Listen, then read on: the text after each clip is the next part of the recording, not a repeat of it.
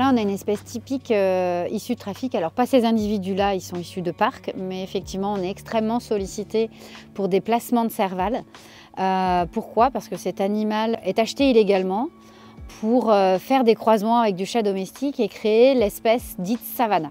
Et il y a beaucoup de personnes qui se retrouvent, au lieu d'avoir un chat, ils ont un serval. Et c'est pas du tout la même attitude, c'est un vrai animal qui a ses comportements de carnivore, qui peut se montrer dangereux. Et on est extrêmement sollicité à l'heure actuelle en France, on le sait, il y a beaucoup d'associations qui sont appelées presque toutes les semaines. Et ça, c'est vraiment lié au fait d'avoir un animal à la mode. Nala, qui est derrière nous, est un mâle issu de saisie, effectivement, qui était détenu par des personnes qui n'avaient pas les autorisations légales pour l'avoir. Donc c'est vrai que c'est un animal qui, quand il est arrivé, a regardé son enclos, genre waouh, de l'herbe, des arbres. On reçoit énormément de reptiles.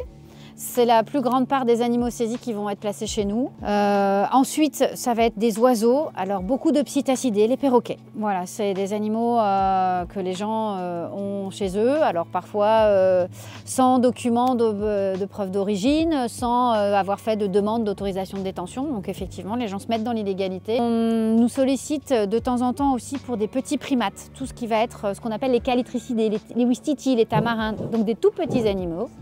Mais t'as fini. Il faut que les gens comprennent qu'on n'achète pas un animal exotique, on ne trafique pas d'animaux illégalement chez soi, on n'élève pas de tigres dans son dressing. Par contre, les SPA, tous les étés, sont pleines à craquer d'animaux abandonnés, chiens, chats. Accueillir un animal qui est en attente d'une famille et qui est fait pour vivre auprès de l'homme.